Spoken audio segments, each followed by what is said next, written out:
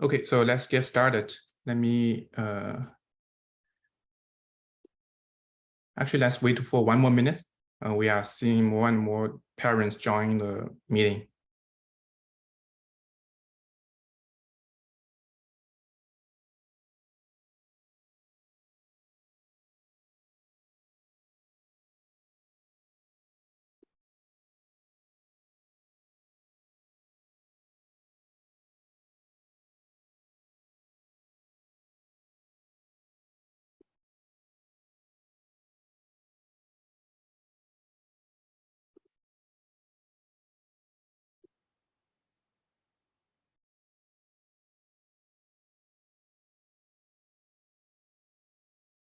Okay, so let's get started. Hi, everyone. Welcome to the X-Camp My CS Journey, the road to the USACO Glory Stories of Finalists. Today, we are very happy to have Wei Ming, Brian, and Tina, and also their parents here to share their stories to all the X-Camp community. My name is Yuan, and I'm the co-founder of X-Camp.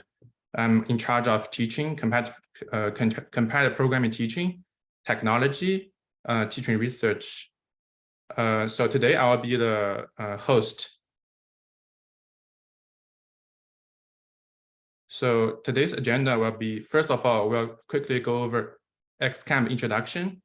Then we will go into the panelist introduction. After that, it's the meaty part, it's the panel discussion. You got a chance to learn from all the finalists here, and also eventually we'll have a QA section.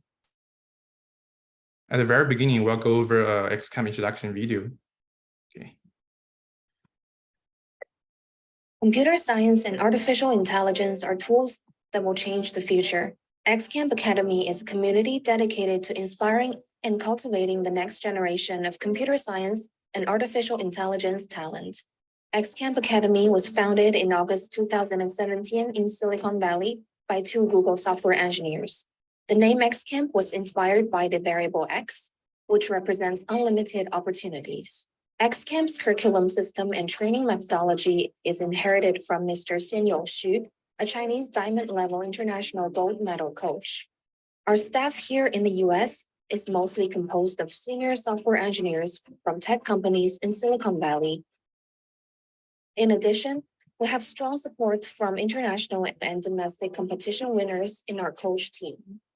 From beginner-level Python to classic C++ courses and competition honors courses, X-Camp's curriculum is designed for students of all different levels. By participating in team-based competitions and facilitating frequent group study sessions, X-Camp also fosters an environment of collaboration to build each student's confidence in their ability to code. As of now, more than 150 X-Camp students have been qualified for USACO Silver Division and above, including 25 in the Platinum Division and 5 were selected in the US Camp, out of which 4 were fresh from the 2022 season. In 2022, in Stanford's renowned high school programming competition PROCO, X-Camp students won 1st and 2nd place in the Advanced Division. In other well-known Bay Area programming competitions, such as the Harker Programming Invitational and Teams Code, X-Camp students have won both novice and advanced groups top places. Here at X-Camp, we believe that children have unlimited potential and can change the world through coding.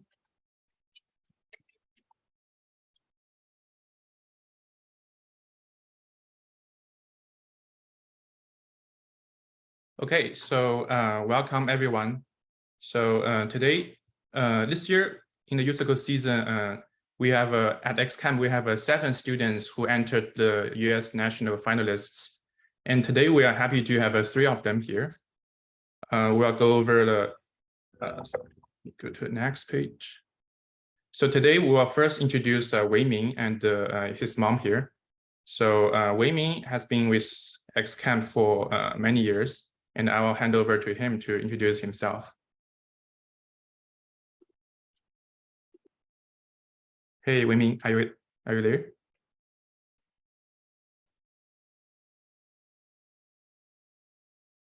You are muted. He says he can't unmute. Oh, okay. So Wei Ming has been with X-Camp for since I think it's the 6th grade. So right now he is in 11th grade. So I have been teaching him all the way to USACO champion level, and after that we have lots of very advanced coach and teachers teaching him. And right now he's in Preston Wood Christian Academy in Texas. And well, let's also welcome Weimin's mom here, Jingping. So Jingping, would you like to quickly introduce yourself? Hi, my name is Jingping. I'm Weimin's mom. I know nothing about coding, so I don't know how Weimin got into coding and all that. So I'm interested to hear his story. It looks like none of the panelists can mute themselves.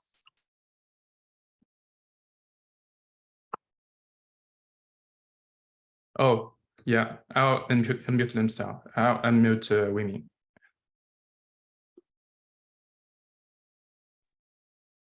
Hello. I'm Weiming. I have been with X-Camp for quite some time since I think the fall of 7th grade. I've had quite a bit of fun here, such as going to Hangzhou with X-Camp and some other things. Is there anything else I have to introduce myself with? Sure, later you'll get more chance to talk about your experience. So next, we have a Brian here. So Brian, would you like to introduce yourself first? I will help you to fill in a gap. Okay, yeah, hi, I'm Brian, I'm 10th grade, I go to Lynbrook High School in the Bay Area. I've been with X-Camp for, I feel like it's more than 2 years now, but apparently not. I've had a lot of fun, especially at the summer camps. Yeah, I do competitive computer science, and I have backgrounds in competitive math as well, and other things, I guess. Sounds good. And we will also have Brian's dad here to briefly introduce yourself. Hi, I'm Brian's dad, and I think Brian, I'm doing computer work, but my major in EE. Yeah, so I can't give his too much help for doing computing. Yeah, but I think the case, the interest is very important. Yeah, if they like computing, yeah, they will, spend a lot of effort and on it. And especially in the X-Camp, with a lot of good teacher and the students, yeah, they help the students improve a lot. Yeah. Thanks a lot. And Brian joined, when he joined X-Camp, he was, I think he just passed the USACO Silver. And at X-Camp, he passed USACO Gold and entered Platinum. And then this year, he entered the national camp. And right now, he is in Lynbrook High School. So next, we'll come to Tina. So Tina, would you like to introduce yourself? You should be able to mute yourself. Yeah, I'm currently in 11th grade at Marquette in Missouri, and I've been with X-Camp for around 1 year. I think I started in fall of 2022. Cool, thanks a lot. And I think Tina's parents right now they are not here, but we'll have a Tina to fill in lots of details. So then let's directly jump into the panel discussion. And in general, I will go over a bunch of questions, and we'll have the students answer these questions. And also the parents, they can fill in the details as well. And for parents, if you feel more comfortable to speak in Mandarin Chinese, I think that's fine too. And I will try to capture the main points and explain in English very quickly. Hopefully my English is good enough to capture everything. So the first question would be to all the students here, like to the 3 students here. When did you start your coding journey in general? Like, and in the process, I would really like to hear you also talk about when did you start to like it, and also when did you really get involved in USACO contest? I will go with the order starting from Wei Ming.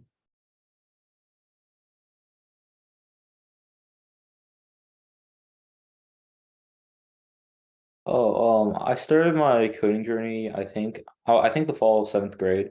My parents had asked me, there's this X-Camp thing. They're doing a placement test. Would you be interested in taking it? I mean, if you don't get in, we won't bother you about it. And I got there and I took the test. I ended up getting placed in the 101 class where I learned JS Logo. I think I definitely started liking coding during that JS Logo class. And then as for actually getting involved in USACO, I think that was a year afterwards, after after going to Hangzhou and coming back. I started my first USACO contest, and I've been working at that ever since.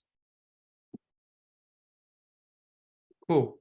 Yeah, thanks, Wei Ming. And in the same time, I will also ask the parents, like, do you have a CS background, and how did you help your child, starting from Wei Ming's parent? As I mentioned at the beginning of the call, I have absolutely no CS background. I'm a lawyer. Based on that, I can be completely helpless when it comes to coding, math, or science related projects. But I actually consider that to be an advantage, because then we can put ourselves as a partner or a listener to Wei Ming.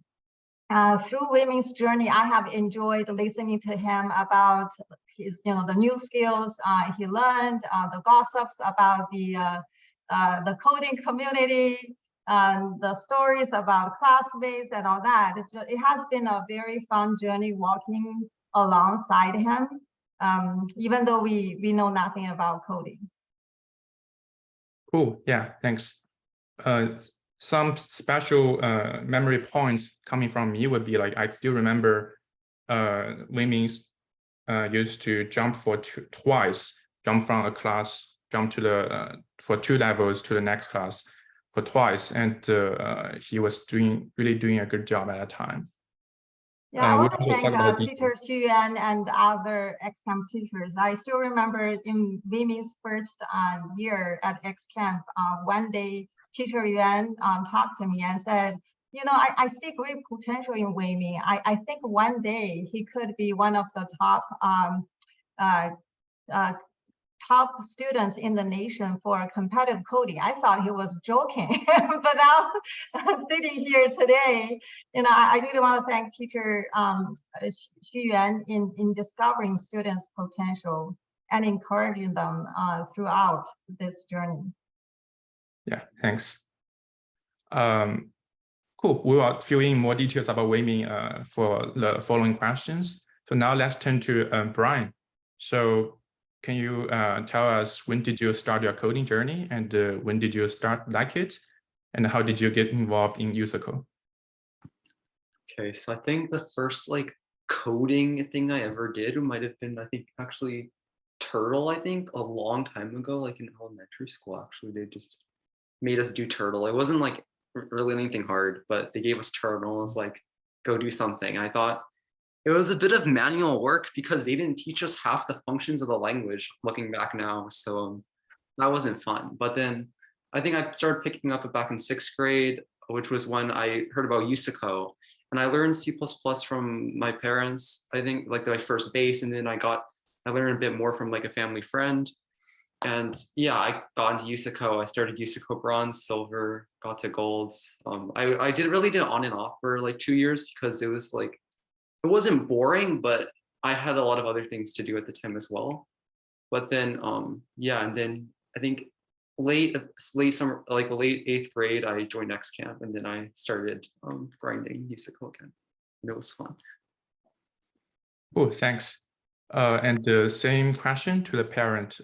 Do you have CS background, and how did you help your child?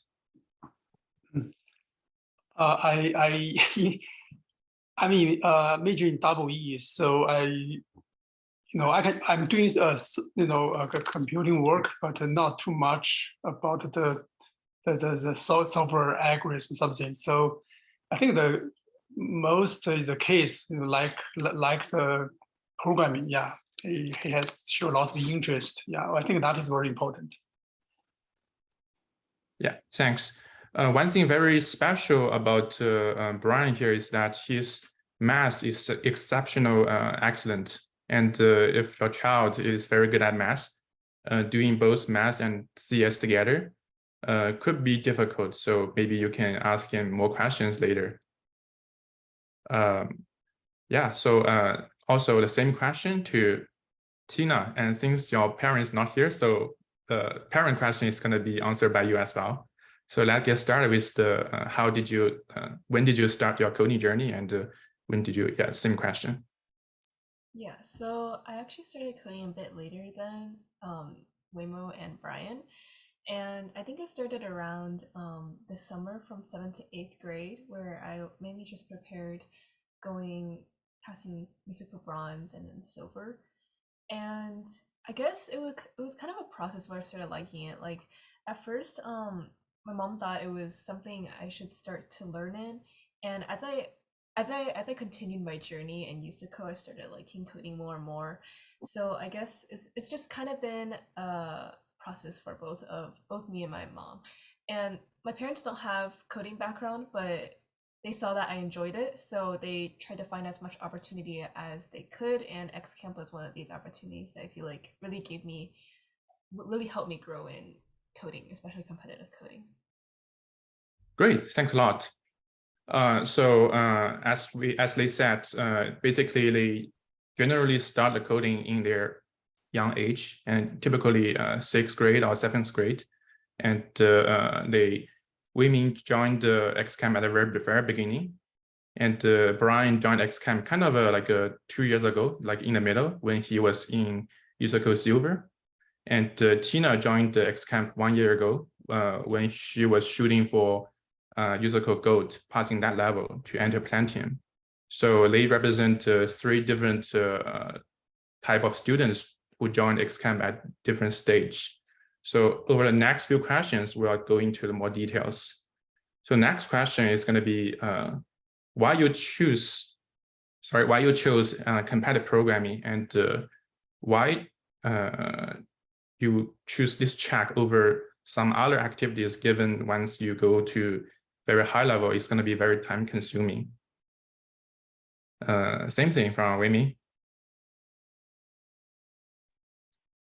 I think I chose competitive programming because it was challenging. It was one of the first things that I've done. Of course, like there's also like the school as well, but that was really challenging. I really didn't know, like that I figured I couldn't master completely.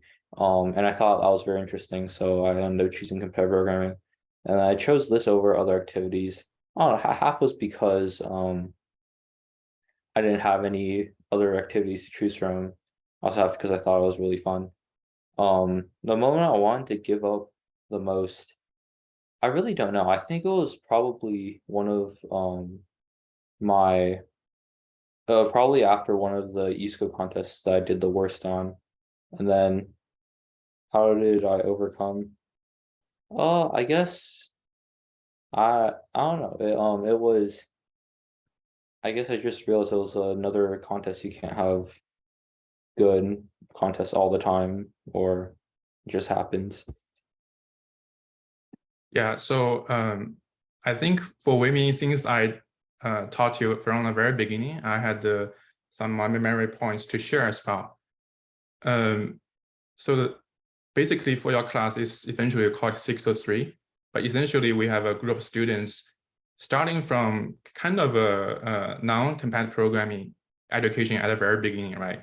I never see anything about USACO at the very beginning, because even for me, I was not even very sure whether I want to lead you guys to competition, because I know that's going to be time consuming. And I know once I want to do that, I want to lift you guys to the national level. So for a long time, I was like, hey, teach them something fun and teach them something useful so that they will be able to do something when they go to industry or going to go to academia. I never thought about competition. It was, I think, one summer, Charlie, another co-founder of X-Camp, and I, when we lead seven students, I guess, to Hangzhou to go to the Xuejing High School for training. And both of us discussed with my dad, who is Mr. Xian Youxi. We were discussing, hey, what's the future direction of X-Camp? And eventually I feel like, hey, these students have been studying with me for 2 years. And the fun part are kind of I run out of fun parts. So what should we do? Competitions seem to be the most we're strongest about, right? Because we have so much resource, so many coaches, so many students, so many teachers that can help students. And we have so much resource to support. And these students, if they have the interest to do that, why not? That's the moment that I start to, hey, let's lead them to competition. And once we lead to competition, we better do it good, and we better push them to the best level that we can lift them to. Yeah, that's some moments that bring me back to like probably several years ago, at least 3 years ago. Yeah. And several moments that Wei-Ming, I feel like he's gonna give up would be for this year, for the first 3 platinum level competition, first 3, I guess the result at that time, it was not very ideal. And anyway, we cheer him up and try to make him continue with the last one. And eventually he made it. And actually that's kind of the best news came to me for the whole year. Yeah. Some extra information to share. And Wei-Ming's mom, would you like to say anything? Or Yeah, sure. It has been quite a journey. I don't think we ever intentionally chose competitive programming or, or this track over other tracks. It was more about walking through the journey with other classmates. Just naturally, at some point, the class decides to go down this track, and then because they all had great relationship, they just follow along each other and continued on. And the outcome was excellent, but I don't think at the beginning of the journey we ever planned to get to get to a certain point or achieve certain milestones. It was more about enjoying the journey or exploring journey with friends and classmates under the supervision of the great coaches and teachers at X-Camp. And just naturally, we get to where we are today. And that there are definitely moments when, not only students want to give up, the parents wanted to quit even more. But with the support from the community, from X-Camp, and also from classmates, I think we all supported each other and managed to continue on and get to the finish line. Cool, thanks a lot. Let's now switch to Brian. So Brian, can you help us answer the question why you chose compact programming, why, and also share some moments that you were really stuck and probably even push you to want to give up, if any, and then how did you overcome? I think in 6th grade, I really kept at it for a little bit because I started it and then I got to the next level pretty quickly. So I just felt like I had some momentum that I could take use of and see if I could get better, I guess, at USACO. But then I went kind of on and off when the momentum kind of sputtered out and I was like just floating around for a few years. I didn't really do it as much. But then 8th grade, I joined X-Camp because I wanted to finally like do something with my USACO account, I guess. And then what ended up happening is it was immediately followed by the summer camp. So I feel like I had a lot of fun at the summer camp. I met a lot of really cool people. I started doing it with friends. So the thing with like math is when I used to do math, it was mostly by myself, and I felt sad because I was doing it by myself. But then when I joined X-Camp, I had like a community of people to work with. So it just became a lot more fun. I feel like one of the things I do is I just like every day I just choose to do whatever I feel like doing. And it just happens that for these 2 years, it's been CS just because I've had more fun doing it, I guess. For when I wanted to give up most, that might have been like just like the time when I was just not really doing school as much, maybe because I was like hard stuck. I could not get out of the level I was in. So that was one of them. And I guess another part was like right as I joined X Camp, I believe I was put in a level that might have been a bit too hard for me, but I got used to it. But at the beginning, it was just like every problem is how do you do this? I can't do a single problem without reading the editorial for 20 minutes and then looking at the solution to figure out why isn't my code working. But then I got used to it. So then, yeah, I do problems now. Yeah, thanks. Talking about giving up moments, would you like to say something about the time that when you were stuck at gold level? Oh, okay. So I went to X-Camp for a while, right? And I felt like I started feeling like I was improving much faster. But then when it got to the, I believe, December of last year's contest, I kind of bricked that contest really bad. So I just felt like even though like I can see myself improving, that I can solve more problems online, I still have this like mind-blocking USACO where I feel like I can't solve a single problem. So that was a bit of an issue. But then I think what ended up happening was during the February contest, as it happened that February, the third problem was actually like compared to the others much easier. So I feel like when I solved that problem, I just like broke through like the barrier in my head and I was like, I can solve gold problems now and maybe I have a chance of getting plat. And then I promoted that contest. So yay. Yeah, so I still remember you were stuck for like probably 3 times, right? And then the whole class, they've already advanced to platinum level. You had the last one, and then you were kind of had some pressure, and also we can see the frustration for several times. So at that time, was there any coach or teacher that really give you the belief or some kind of words to make you believe you want to continue and this is the right track to go?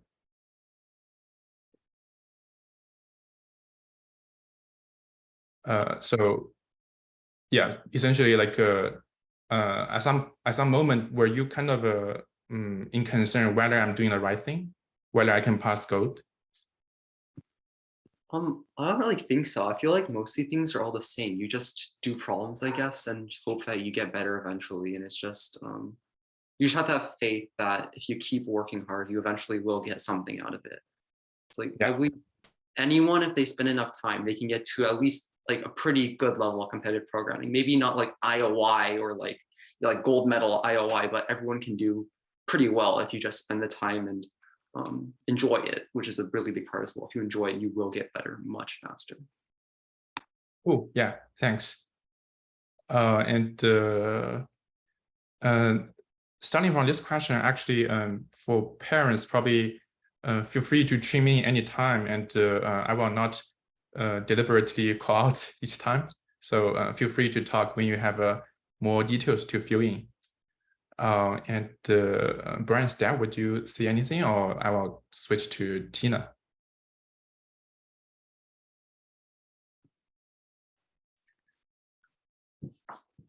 Yeah, I have no more to say. Sure, cool. So let's come to Tina. Why you choose competitive programming and why this over other, and also share some moments that you want to give up and how you overcame. Okay, yeah. So I chose competitive programming because it was something I guess I genuinely liked, and I guess I really enjoyed the problem solving process, which is why I do like similar contests and series like in math and coding. And if what I wanted to the moment when I wanted to give up the most was probably similar to Brian. I was hard stuck gold for a year, so I didn't pass gold until the year after I promoted, and it was a really frustrating experience because the first time I was really close to promoting because I think I solved 1.5 problems, but I just couldn't get it. And once I finished that contest, it made me really motivated to continue. But I had to push myself. My parents had to push me to get through that initial like drop in motivation. And then afterwards, after the summer, I joined X-Camp, and I guess finding a community that people could encourage and support each other in was really important for me, because I feel like a lot of people just repeat, oh, you need to practice problems, you need to be able to like be able to not give up, but when you read solutions, implement everything by yourself. But most of the time it's just that perseverance comes from people around you, and seeing that other people aren't giving up around you as well.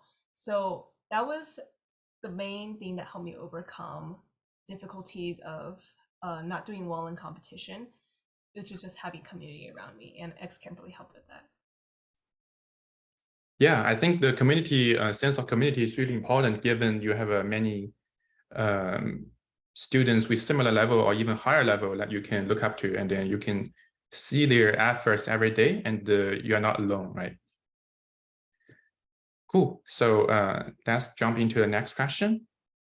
So given you've advanced to the national finalist level, so what's the top 3 action item that you think you took in the past 1 year that lift you to this level? Not necessarily 3. If you have more, you can name more. If you have less, you can also talk about less items too. Let's also start from Wei-Ming. Just say anything that you want to say. Yeah. Well, I think by like over the last over the last year, as for like in action items per se, the main things came down to doing mocks and upsolving. There was also additional problem practice, but as for things that I ended up doing, I don't know if they count as action items per se. I think the camps that were hosted, such as the summer camp last year and the camp over winter break, were definitely very helpful in terms of ensuring I practiced and was actually improving my skill. Yeah. And just to give everyone some more detail, what kind of classes did you take over the camp, and also also on a weekly basis? Well, like at the summer camp, it was just doing problems under Coach Z, Max, and Coach Peter, as well as other mocks. And also, like as for weekly classes, we did discuss some problems and such. Yeah, so in general, like weekly classes, they had an online class, and over the camp, everyone get together physically, and they got a time to talk to each other and work on problems, and also play some basketball at that time. So now let's switch to Brian. So what's your top 3 action items? Hopefully not all occupied by Wei-Ming. Go ahead. Okay, this is kind of a hard question because my answers are very similar to Wei-Ming's, and also I feel like almost everything just falls under the umbrella, just do more problems. If you do enough problems, you will get good, right? So you, like as Wei-Ming said, doing mocks, very useful because the contest environment, and like upsolving, of course, you got to make sure you do all the problems. But I think one of my main things was starting to do problems myself, I guess. So like X-Camp gives a lot of problems. There's a lot of homework. There's like endless problems that you can be doing from X-Camp. And yeah, if you finish, then I don't know, you're a god or something. I don't know. But I think I started getting a lot better, especially when I started doing problems on my own outside as well. Just having more practice. And like, because this is when I started enjoying it, right? Because when you're doing a class, right, it's homework. Like you feel like you're obligated to do this every week, and you should be doing it because it's your homework. And if you don't do it, you won't get better. But when you start doing it yourself as well, it affects how well you do your homework as well, because now you feel like you're genuinely doing something, and it's not just a chore every week. even though I guess it's still educational, but either way, but if you enjoy it, you will get better faster, right? Yeah, I don't really know actually. I guess the summer camp was big part as well, just doing problems every day. You keep like some sort of schedule, consistently doing problems. Yeah, I don't really know what to say. Asking for advice from other people about contest strategy, among other things. Learning more useless algorithms. Yeah, I guess that's it. Yeah, I noticed the two important keywords. One is a mock test, second is homework. I think for the convenience for more of the students, for them to understand the importance of these things, because a lot of people talk about homework, right? And also a lot of people talk about mock tests. So what's special thing about homework or mock tests at X-Camp that really, have had you to finish them? What pushed you to finish them? Because we assign the same homework to lots of people, but you were one of the few who were able to finish many of them, right? So what really pushed you to that limit? And do you think that was important? I mean, this is kind of funny, but I think one of the biggest parts was just every time I didn't do my homework, I would feel guilty because I feel like I'm kind of not being responsible enough. Another thing is like teacher Peter being here as well. Like he really helps us push us to do our homework. And I feel like whenever like I don't do my homework and the teacher Peter seems disappointed, I just feel really bad about myself. So I feel just like I gotta do these problems and I gotta be a good student as well, I guess. There's the responsibility there. So yeah. I don't want to be a disappointment, I guess. Is it. Yeah, I think that's actually pretty important because you tend to be more mature, and also in the same time, everything paid off. I think you really made it within 1 year. You made it from gold all the way to camp, right? So yeah, we've talked in the Discord for many times about this as well. Yeah, really glad about your homework completion and also the way it paid off. How about mock tests? What's special thing about the mock test? I feel like just having competition, just constant competition is good for your improvement, because like maybe 1 week you don't do as good, the next week you just want to be good, you want to, I guess, impress other people as part of it. That's not really a good thing, I guess, but that is part of it. And I just feel like when you do a mock test, you have a much higher level of focus. Like when I don't know if everyone has this kind of thing, but when I do problems on myself, sometimes my brain just wanders and I start thinking about other things that are not as productive. But I feel like mock test is an easy way to guarantee that you're being productive for like 4 or 5 hours. So I feel like every time I just like doing it because I feel like I'm actually being productive. I don't feel guilty every 3 minutes when I go swipe to the left and go look at something else, even though that's not that big of a problem. But yeah, I feel better about myself, I guess. So once you say like have a mock test, if you have any questions left over to be unsolved, what would you do? Okay, this isn't always true, but I would always at least try to solve them, or at least figure out the general idea of them, because I feel like, oh, what if this exact question's the one on the next USACO test, and just because I didn't review it now, I'm going to lose an entire problem in the next test, and it's just like I can't let that be me. I don't want to be the funny guy who sends a Discord message like a few days after the contest saying, I remember this problem, I just didn't look at the solution, and yeah. Yeah, and talking about Upsolving, like what's the requirement at X-Camp about Upsolving after mock tests? I don't know if it's a requirement, but it's just an expectation that you look at every problem, you try to do every single problem, make sure you at least understand the idea, and you increase your self count. Higher self count is better, and you won't disappoint the teachers, I guess. So would you like to choose which problem is easier to solve, and then I'm going to solve this first, and then for the harder ones, would you be pushed to solve those harder ones, especially some ones that you were not very good at? There's kind of two parts to it. So part of it is solving easy problems to inflate my self count, but usually easy problems you finish in contests either way if they're like really easy. But the main thing is I like solving funny problems. I don't exactly know how to define funny, but it's just like questionably interesting problems. And that pushes me to do a lot of problems that other people might not exactly find the most appealing. But I think they're funny and I can talk about how I solve them, and it makes other people confused. So I like solving those problems, I guess. And that helps me end up solving a lot of more difficult or exotic problems, I think. Yeah, thanks, Brian.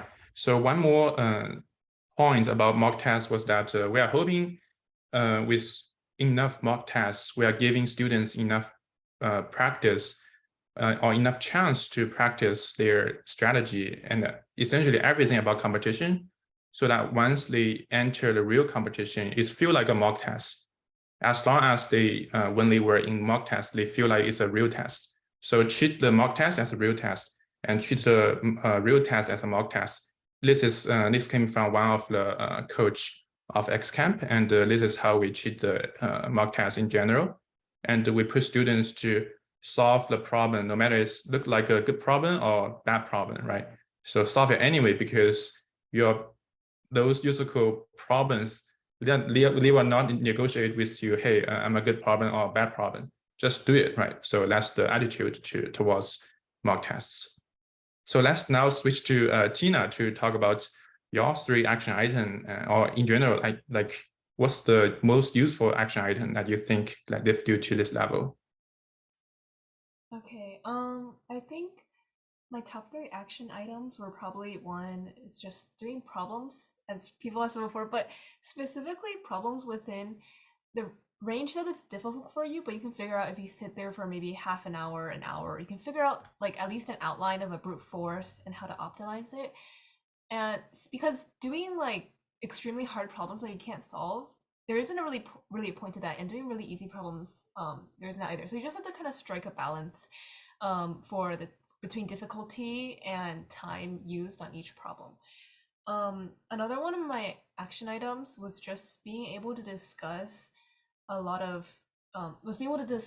my problems and like things I was stuck on with some of my peers. Like I'm emphasizing this a lot throughout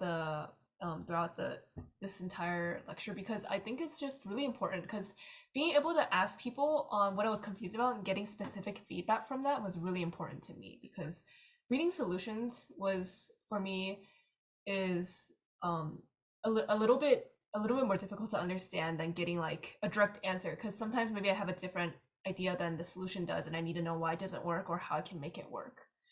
And I think my 3rd actionism was actually just to not stress myself out too much. Like, you have to be able to strike a good relax and do work balance, because when you do work when you're tired or fatigued, like it's just not going to your efficiency is going to be a lot lower, and you end up taking away a lot less from it. And on a side note, it's also really important to keep a list of the problems you solved and like what exactly you used. That's something that helped me reflect a lot on what I did and what I needed to work on.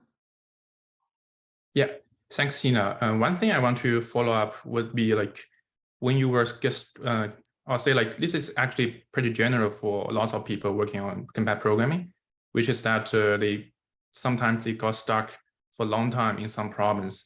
And what's your strategy in terms of spending more time, or like looking at a solution, or maybe seeking for help, and where to seek for help?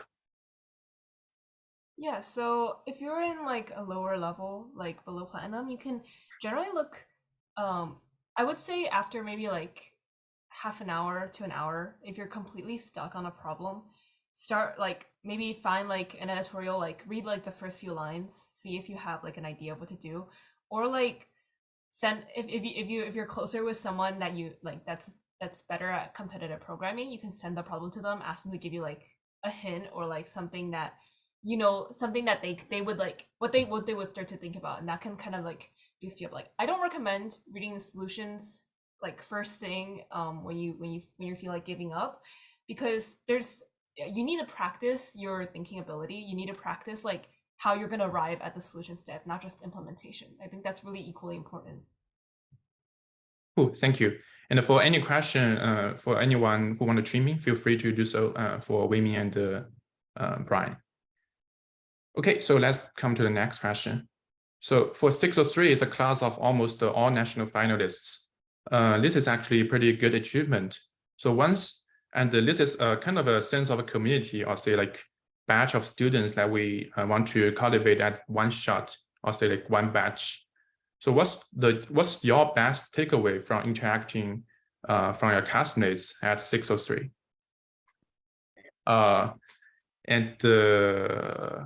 We'll start from Wei Ming as well. I think the main thing with interacting with my classmates from 603 is you find out that they aren't they're more like normal people than you like think. Like for instance, I think one thing that's definitely true about the competitive programming environment is that all the people are generally all really nice. There isn't much toxicity involved, and this is definitely exemplified within the 603 class. You'll find that we all have similar hobbies. We all have there are problems that we all like. There are still things that we disagree on what data structures are the best, or who wrote the best code for a problem. But as a whole, it realizes like they're all fairly normal people. There's not elitism or anything. That's the main takeaway I think I've had. Okay, thanks. So let's now turn to Brian. So what's your best takeaway from your classmates? This is kind of similar to Wei Ming's, but it's like when you're online, even if you're like just normally online in like a nice community, it still happens that like it's not I don't think it's intentional, but when you do problems and you ask for help, sometimes the people are just like, oh, or like when you take a contest and you're asking like, oh, how do you solve this problem? People are like, it's just insert algorithm here, trivial standard application, and you just feel really bad about yourself, and you still don't get how to solve it because they didn't explain anything to you. So when you join X-Camp, I feel like you meet a lot more people your level who you can also like talk to more, I guess. And one big thing about working with people on your level is that a lot of time when they solve a problem that you don't, you can ask them for like, how did you think of this specifically? Like, and they don't give some contrived explanation like, oh, it's standard, oh, it's well known. Instead, they give you a genuine answer on how you should be able to think of this problem and how you can figure it out for yourself too. And I feel like that's one of the best things is just learning how to problem solve. And one of the best ways to do that is getting advice from people who are closer to you than some random person online who happens to be top in the nation and you just don't understand whatever the hell they're saying. Yeah, actually, one thing I noticed was that you compared the community inside and outside X-Camp. And could you say that again? Like, what's the main difference that you see in terms of the chemistry and basically why it's more efficient to seek for like help inside the community? In X-Camp, when most of the people in your class are much more similar level to you generally, like I feel like when you go online and ask for help, the people who immediately answer are the people who are way above, who are just bored and looking to do something random. And so they end up just being a lot better than you. And that's a big issue, especially because sometimes they just throw some random things that you don't know. And oftentimes, especially when you look at like editorials too online, they never tell you how you think of it. They just say, oh, you do this, and maybe you do this. And maybe they mention, oh, this is motivated by blah, blah, blah. Like every 100 problems, it happens once. But you get motivation, right? Like how to solve problems from a community closer to you. And also you can bother them more. So like online, if someone doesn't want to answer your questions, they just leave and they ghost you. But when you're at X-Camp and you're right up in their face bothering them, they can't say anything. They just have to explain it to you. So that's very useful. Oh, yeah, thanks. So now let's come to Tina. So I think the question can go beyond 603 because Tina experienced multiple classes at X-Camp within 1 year. And I still remember I saw her really great performance in each of the class. So I talked to the coach to lift her each time. So feel free to share your experience in multiple classes.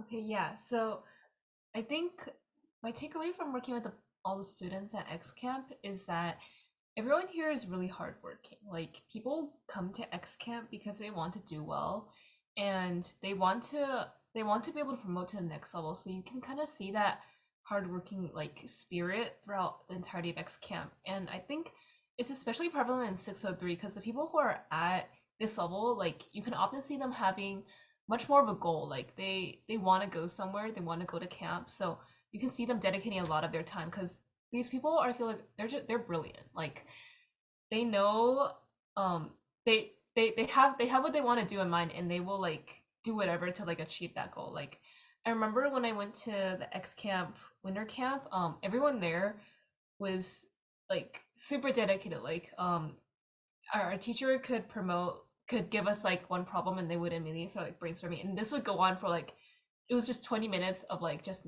nonstop like thinking about the problem, talking about it until they came up with a solution. And that was something that I think gave me a hit me very hard. I think that was something that I had a big takeaway from. And another thing is that I feel like all our classmates here, like, once you get into kind of this like coding atmosphere, you tend to get to know a lot more people. Like, everyone here knows each other so well. They also know a bunch of other people who are really experienced in programming as well. So another takeaway of mine is that once you start getting into the programming community, you're gonna know more and more people as time goes on. So that was just an observation I had. Yeah. Sure, thanks. I have a very general follow-up question to all of you. So in lots of community, like, people tends to be very conservative, and then they probably say like, hey, if I help you, then you'll be better than me.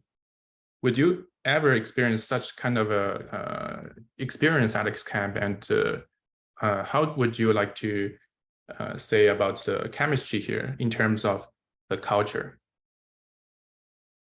Feel free to chime in, like, any one of you, feel free. Well, I didn't, I'll go first, I guess. I didn't have that huge of a coding community. Like, in Missouri is pretty much like, well, at my school is pretty much just me coding. So I can't speak from like my other experiences, but I feel like here at X-Camp, everyone is really willing to help each other, because I feel like we get the idea of friendly competition. It's very deeply engraved in the X-Camp spirit, at least. So I feel like most people are willing to help if you ask them about a specific problem. Sure. Yeah, and the one thing about this culture was that since they were even at silver level, at that time I was starting to teach them about the idea that we are a class, we are a team, and if you don't help each other, and in the end, you all end up in some lower level, right? But if you start to help each other, and given each one of you have different bottleneck, even solving the same problem, right? Then you will kind of help each other to get unblocked, and also we are working as a team. So that means everyone's intelligence or wisdom is sum up to as a combined force. Instead, like, people outside, they are working alone, and mostly people in higher level, they are even more lonely. So then eventually, if all of you help each other, then all of you get to a very high level, and all of you will be happy, right? So it turns out that this kind of a culture and chemistry turns out to be proved to be very true. Almost all the class, all the students in the same class, they were almost all national finalists, right? Okay, so let's come to the next question.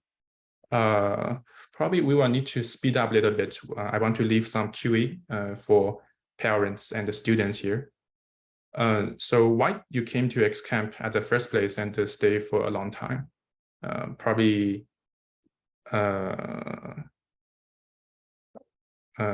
anyone, you want to talk about that? And also, if you find someone else already said what you want to say, then probably we can just skip. Oh, I think me and my parents joke about this a lot, but one of the it's definitely the food. The X-Camp has consistently always fed its students very well. But in all seriousness, I think that one of the well, I did explain how I came to X-Camp earlier, and I think one of the reasons why I stayed was at the end of the first year, at the end of the first year we had we had a test or something, and one of the questions was given a grid of zeros and ones, you have to handle queries of whether or not the number of ones in a rectangle is odd or even. And at the time I saw that problem, I had no idea how to solve it. I didn't think it was possible. I remember I asked Yuan afterwards, and he said, "It's possible, trust me." And that's basically what got me into this, led me down the rabbit hole, and what got me to do competitive programming for so long, or not give up then. It was because this one problem that seemed so simple, but I didn't know how to solve. I think just the communities and like friends I've made with X-Camp as well have also been have also contributed quite a bit to me staying for so long. Yeah, thanks, Wimi. Can I just chime in very quick? Just one thing we appreciate very much is the customized development plan. Like Wimi was promoted from 102 all the way to 401 in just over just in the 1 year time period. That was because X-Camp paid a lot of attention to his learning style, his level, his progress, and his potential. And they decided that the student should go, should be promoted at that pace. And they also provided the best coach for the class. You know, one thing that last question did not mention was class 603 really has the best coach in the nation, if not, you know, in some, you know, in the world. Coach Peter is very experienced, even though he's very young, but he has track record in turning students into, you know, into someone better than they are.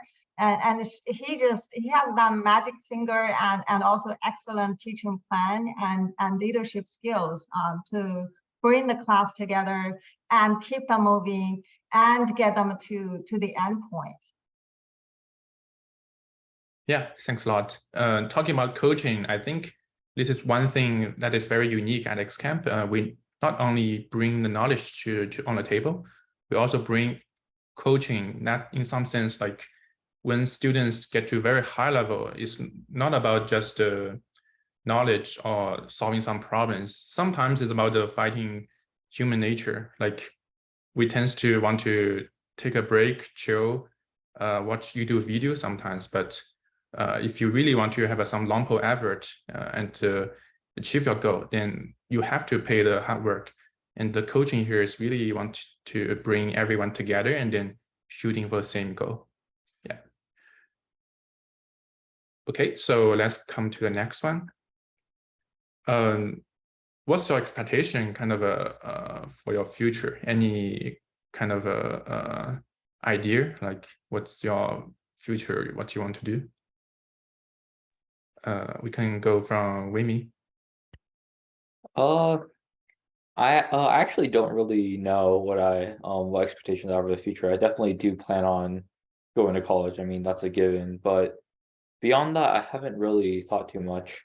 I do plan on studying computer science in college, and maybe doing ICPC as well. But I really haven't given this too much thought. How about Brian? So as for me, I still have like one sort of real year of competition left. So practice, see if I can grind and see if I can make something happen with USACO, I guess. And after that, I hope I get into a good college, like a lot of people here, I'm assuming. I think just computer science. I'll probably keep doing competitive programming just because I have friends in it. It's a hobby now as well, I guess. So keep doing it. Maybe if I try ICPC, if I don't go to a college where everyone else just is really good and beats me up. But yeah, after that, probably will go into one of the computer science like feeder industries, I guess. You know, I guess competitive CS feeds very well into like quantitative trader, I believe, is one of the big ones. I guess you could always work. I could go back and try working at X-Camp, you know, something like that. Use some hard problems to torture younger kids, right? Cool. So now let's come to Tina. Yeah, I think my plans for the future are similar to Wimi and Brian. I think the first step obviously just go to college, do well in applications, and then from there I want to study computer science as well. And yeah, I want to definitely want to continue computer programming in college as well, but I don't have anything laid out yet. Cool. Yeah, sounds good. So actually, I just noticed that for the previous question, Brian and Tina, you have different cases. So Brian joined X-Camp in the middle, like Tina joined X-Camp like 1 year ago. Actually, I was kind of curious why, at the first place, how did you know X-Camp and why did you choose to join? Probably just go with Brian. I don't even know the answer actually. I think originally it was a family friend, or I think it was a family friend originally, like way back. And then, yeah, it's just like, and they just gave very good words about it. And we've been friends for a while, so we started to trust them, and we went with the camp, and now I'm here. So, right. So kind of a recommendation from a friend. So how about Tina? I'm not really sure. I think my mom saw X-Camp promotions off Winshiya City, and that's where she found it. I'm not too sure. I think that's what it is. Cool. Yeah, good to know. I don't even know. Cool. So let's come to the seventh question. I think many of the questions in our chat also are related to this. Do you have any other extracurricular activities? And in general, how do you balance your life? You can also talk about your early, like for example, like several years ago, and also nowadays, how do you balance your life? I think this is a very, very interesting question that many people they want to know. And anyone want to talk first? Oh, sure, I can go. I think, I did have, or I had many extracurricular activities. During 8th grade, I dabbled my hand at robotics. And then throughout up until 10th grade, I was also part of marching band.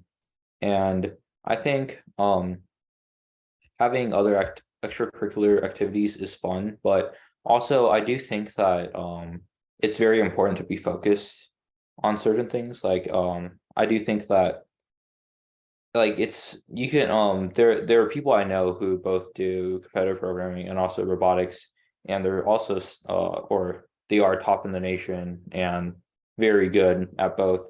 But at least for me personally, being focused on one thing at a time was very important.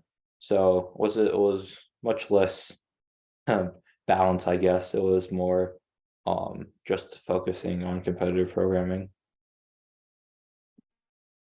Cool.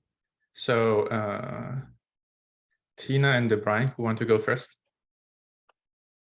I'll save Brian the thinking for now. So I had quite a few extracurriculars, but my main extracurricular was definitely coding for a while. I've been in band for the past few years, and I do math contests. But aside from that, I think the main way I balance things, oh yeah, in robotics as well. I think the main way I balance things is just do whatever is most important at the moment, and maybe like do minimal work for the others. Like for example, when I was preparing for the USACO contest, like coming up to December, I would do maybe like 4 or 5 hours of coding a day. And even with that, once I get home from school, there's maybe like 8 hours of time I can allocate without extra classes. I have about 3 hours left over. 2 of those maybe one of those go to homework, and the remaining 2 is just for other extracurriculars that I need to do. And I just kind of shuffle that through.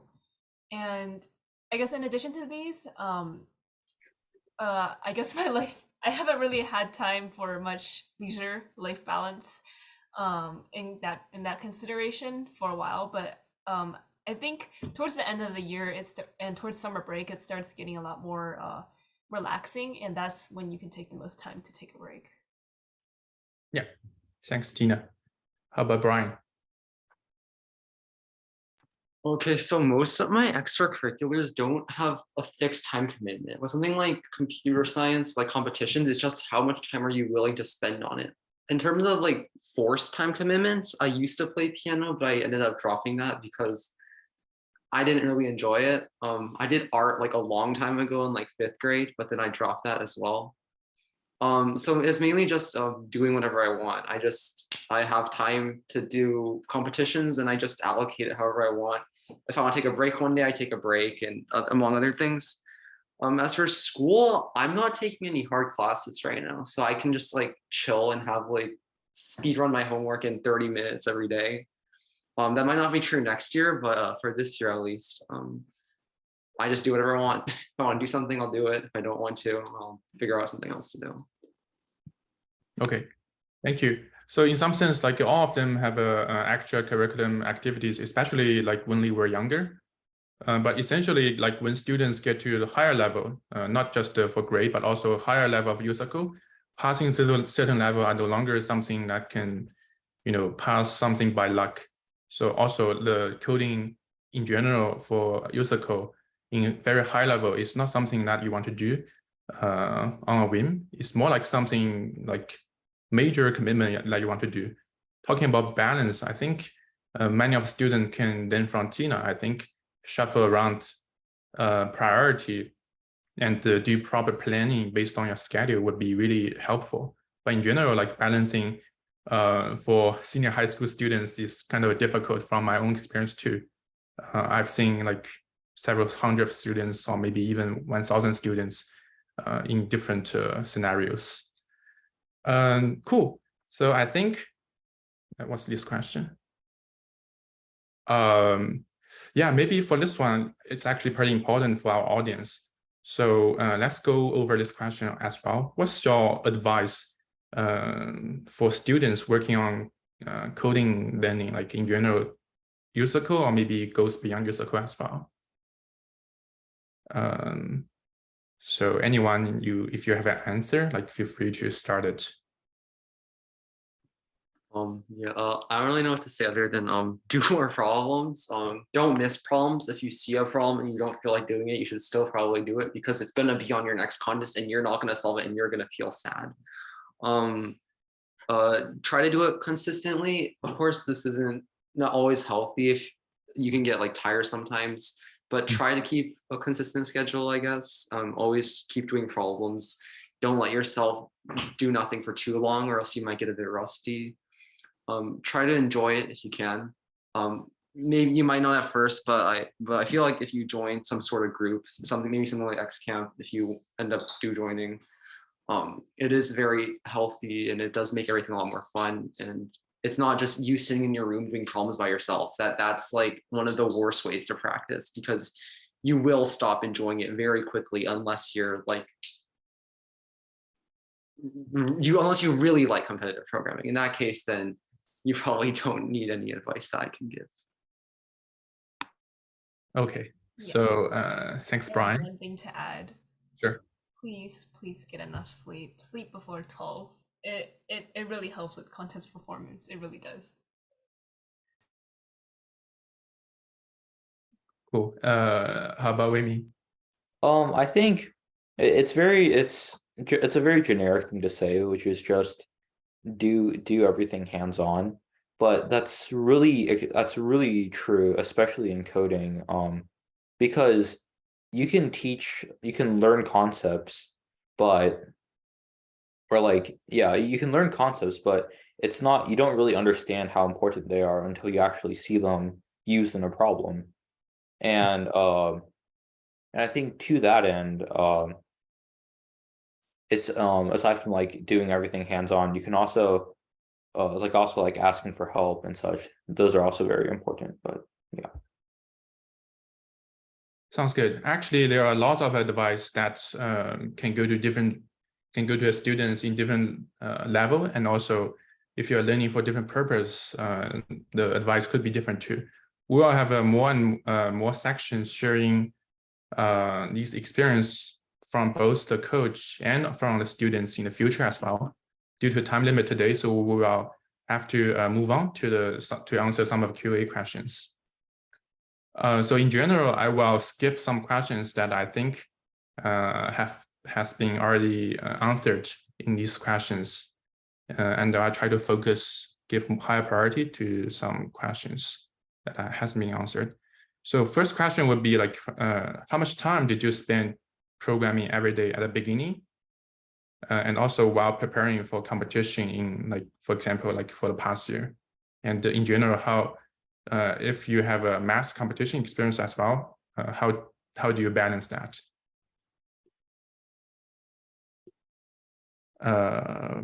Probably, yeah, anyone. Wei-Ming, how much time did you spend every day at the beginning and then also later? At the beginning, it wasn't really as much because the logo wasn't too taxing on the amount of time I had to spend per day.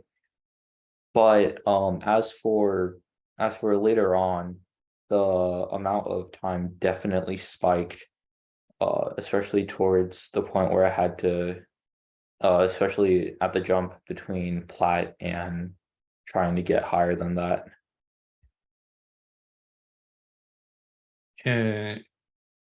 Sure. And then Tina and Brian, who want to go first?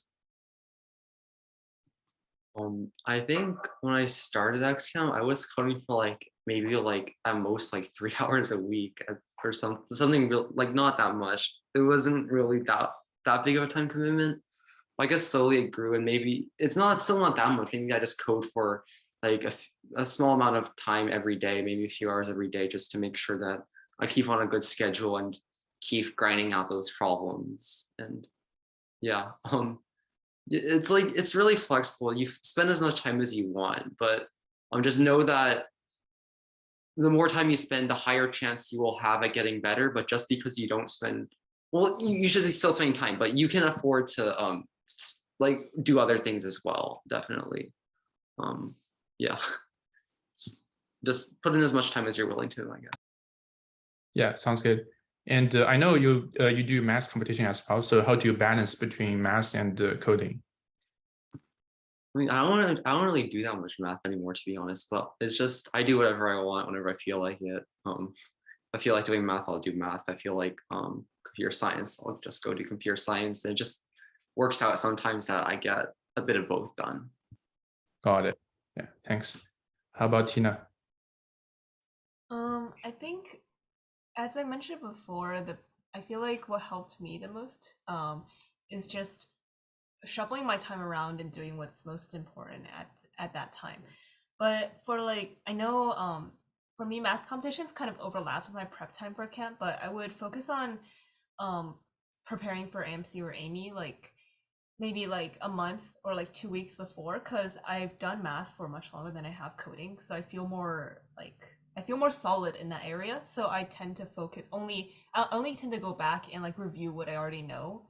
When for coding, I practice a lot more. So it's also like based on your like self-confidence. And in addition, the two are kind of interchangeable. Like I feel like you learn a lot from math, from coding, when you're doing math. So I think that also helps me in managing my time. Sure, thank you. So the next question is going to be, is X-Camp going to organize students in China summer camp in 2024? Any requirements for students to join? Actually, yes, please subscribe to our subscribe with the contact information here, and stay tuned. If we do, like, we will definitely post the announcement. And in the meanwhile, if you are in China and you want to, in general, do compare programming, check out Xinyu as well. Feel free to join the contact information here and ask for information. and what score is required to enter US camp? I'll quickly go over this question. So it's not like a fixed cutoff line every year. It's highly depending on what kind of people are joining are competing in that year. And also in general, they will select the top 26, but not the strictly top 26, because if you are returning camper, it's high requirement. For example, you have to, I believe, it's enter the first half of the camper. Like for example, like imagine you have X students, then you have to enter the first X/2 students top internationally in order to enter camp if you're returning camper. So that's high requirement. So the next question is going to be, when you say problems from X-Camp, do you just mean weekly homework? I think this is general, like weekly homework plus the mock test question. These are two main thoughts of questions. And if any one of you want to chime in to add more, feel free to do so. The next one is going to be,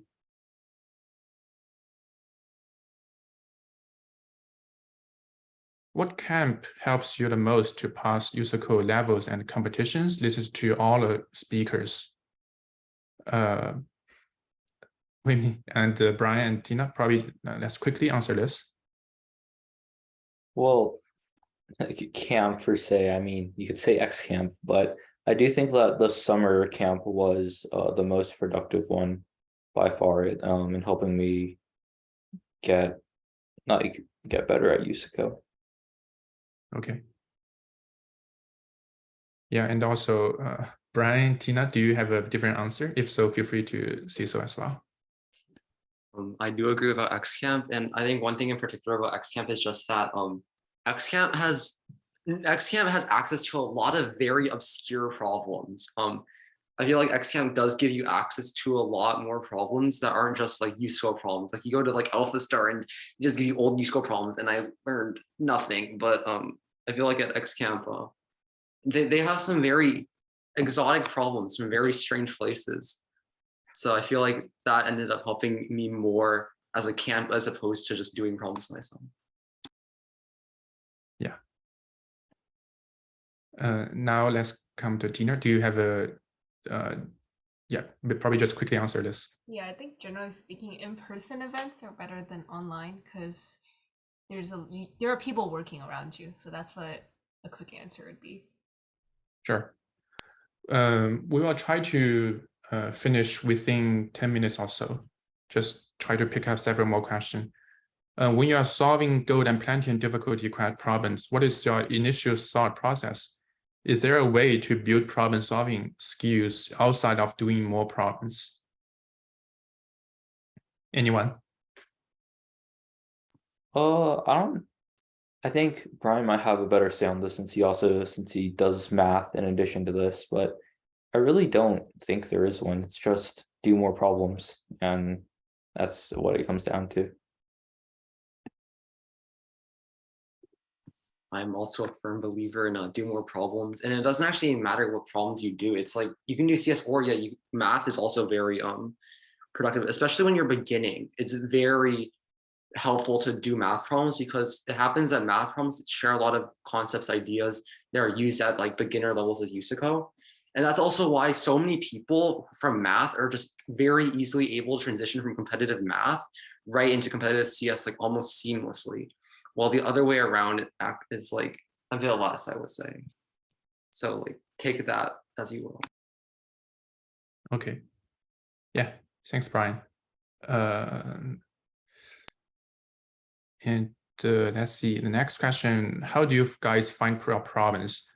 Are they recommended by X-Camp instructors' homework, or do you attempt to find them on the other platforms such as Codeforces or somewhere else that that is not mentioned?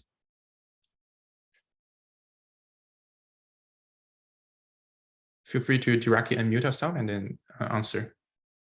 Mostly, I think I just do X-Camp problems. They have a lot of problems. Like there's a lot there like made in-house where they like set their own problems and hand roll the test data. Occasionally there are like external problems as well, but mostly just X-Camp problems, I'd say. Sounds good. And then next one would be, how much time did you spend on average per day last year for preparing USACO Finalist? And also, which compat programming platform do you use the most?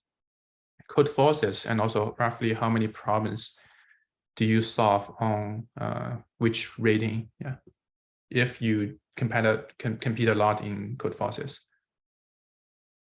Probably just quickly answer this, like how much time did you spend on average per day for the last year or half a year?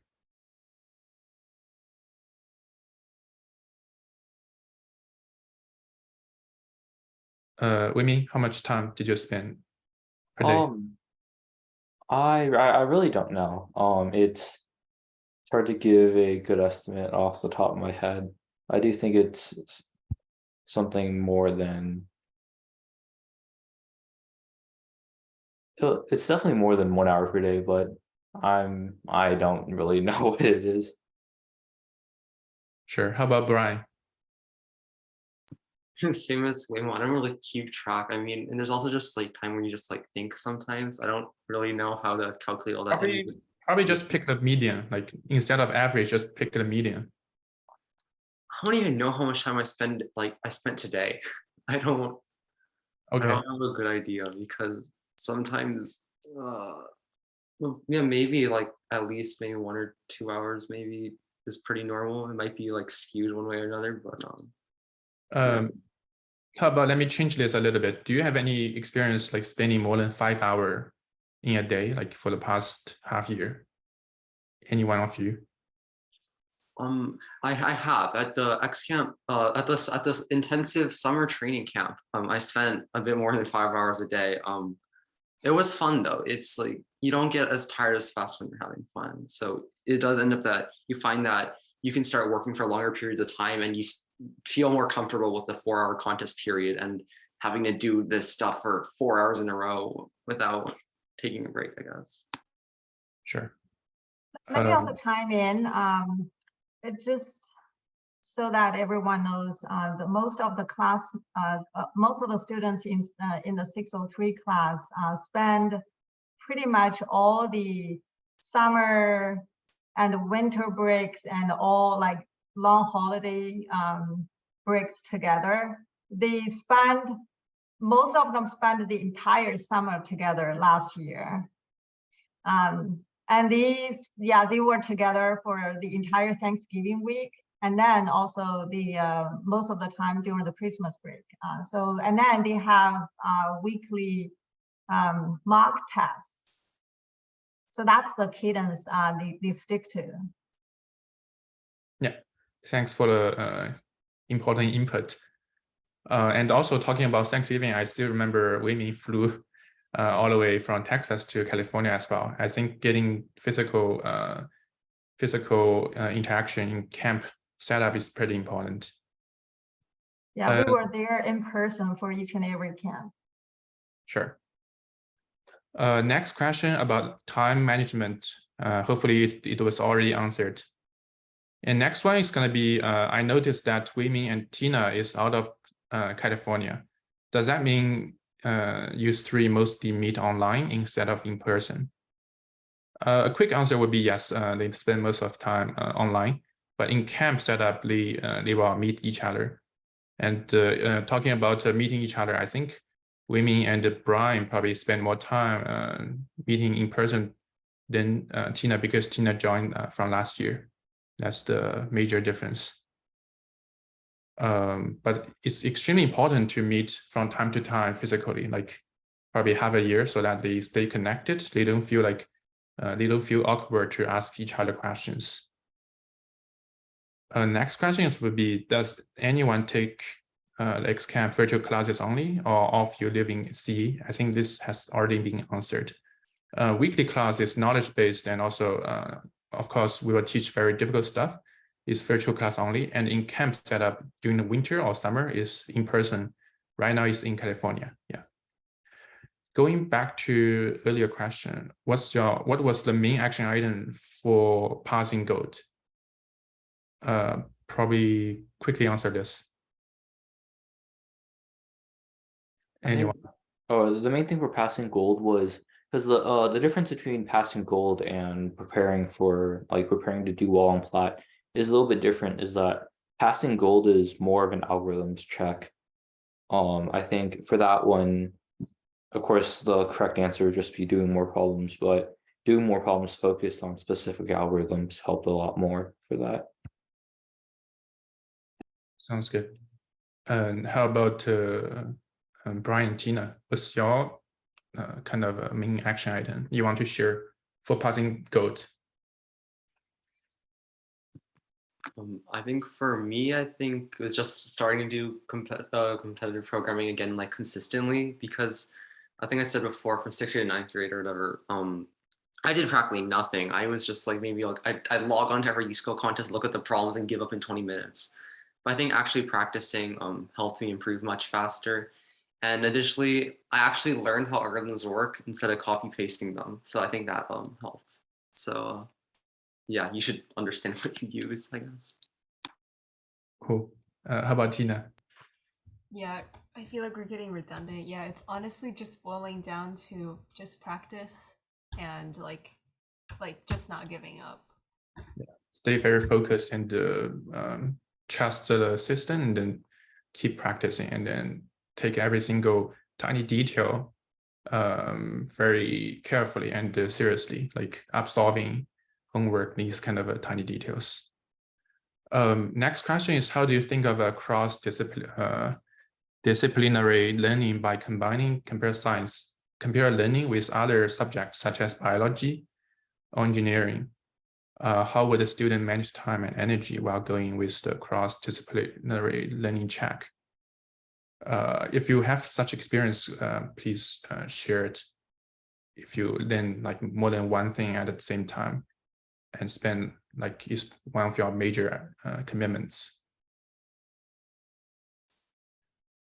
My sister tried to do biology and chemistry at the same time. I'll say I guess it comes down to the student. Like they have to be extremely dedicated to both fields, because especially going to competition on both ends, it's really, really hard to like dedicate the same time into like completely different fields. So I would suggest one to be a major focus and another one to be slightly more minor, but it's really hard to make both equally good. Like, yeah. Yeah, and this question was also partially answered by the previous question about balance between math and coding in general. Like it's really hard to balance when you get to a very high level. But when you were like very young and in beginner level, I guess it's not a bad idea to try multiple stuff and see what's going on in general. The next question was that right now my son is in 601, and in the US Open he got 500, I guess probably in gold. And then what kind of a planning should be done, like in order to probably achieve platinum in December, I guess, in general, like for the next season? I think probably all of you were in the same situation 1 year ago or maybe 2 years ago. So how would you recommend this kind of a scenario? Well, again, the answer is do more problems. But in particular, I do think that mocking gold difficulty contests, whether it's past USACO Gold or other contests that have been you find are definitely helpful for that. Sure. I'll also quickly answer this to save, also to make sure we can capture the next question. So in general, 500 means that you have some fundamentals. That's pretty good. But in order to advance to like stably get more than 750, which is the score that's needed to pass in general, you will really have to increase the kind of a different type of questions, the coverage. And in some sense, like you want to do it in a way like that is saturated in the sense that you want to see as many checks as possible.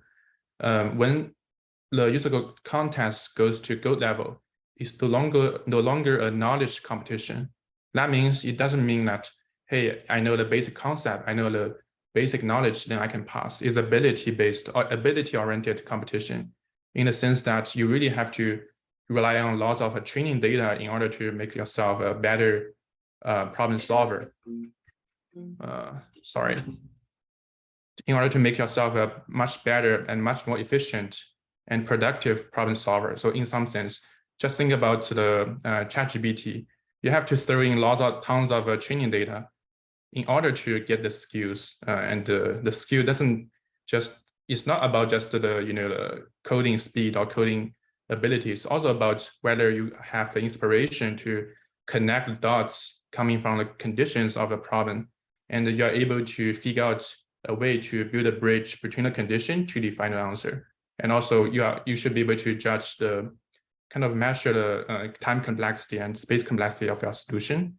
All these skills, it doesn't come from basic knowledge or basic concepts. It comes from lots of practice, lots of time you get stuck, and lots of time you just decide to push it through, and then eventually you'll get it.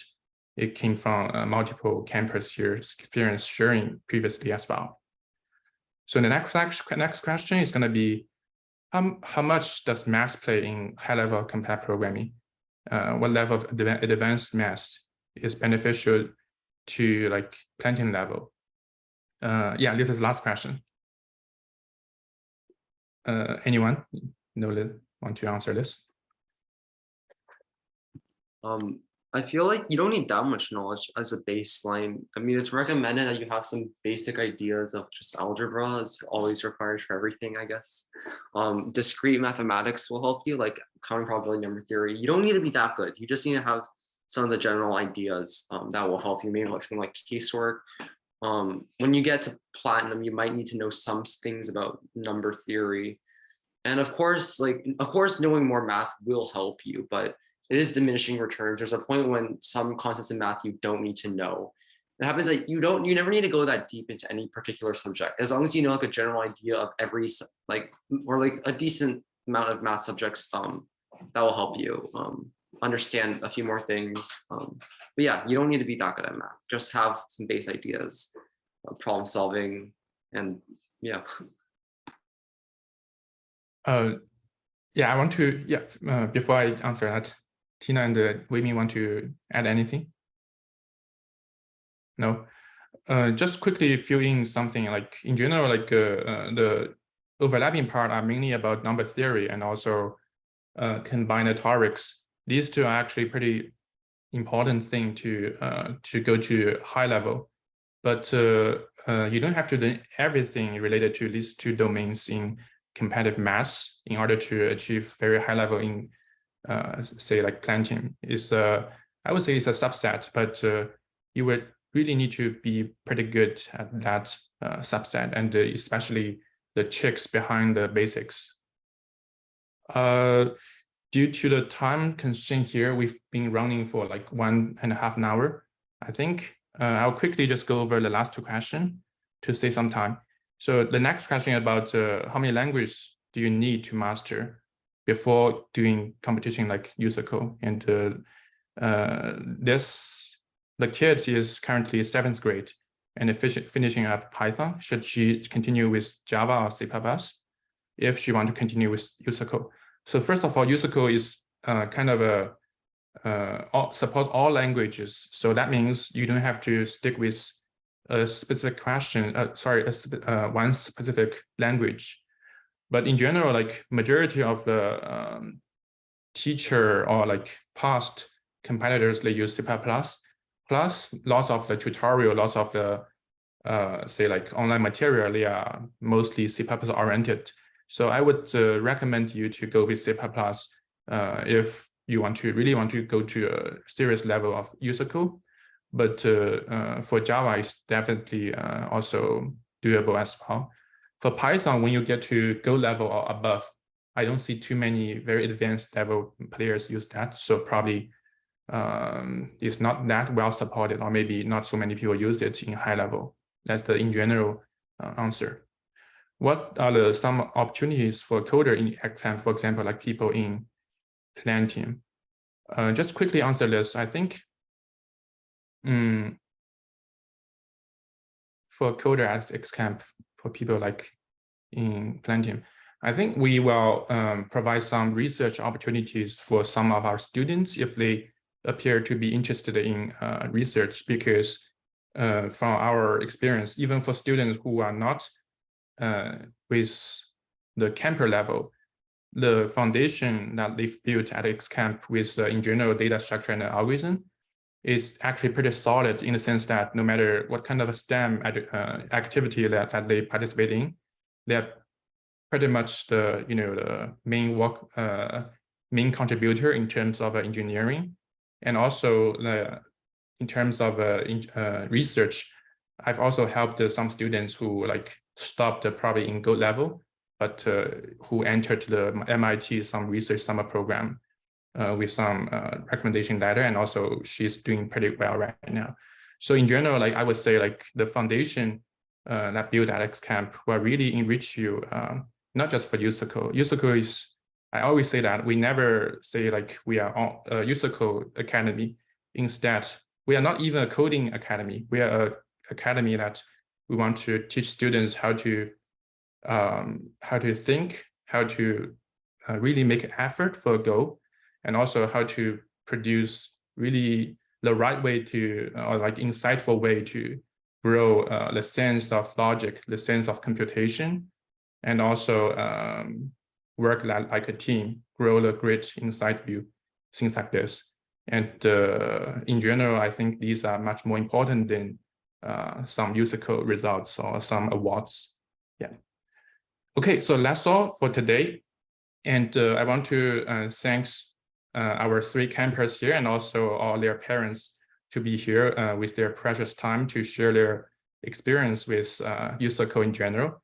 And we are hoping this kind of activity will benefit all the students and parents inside X-Camp and outside X-Camp.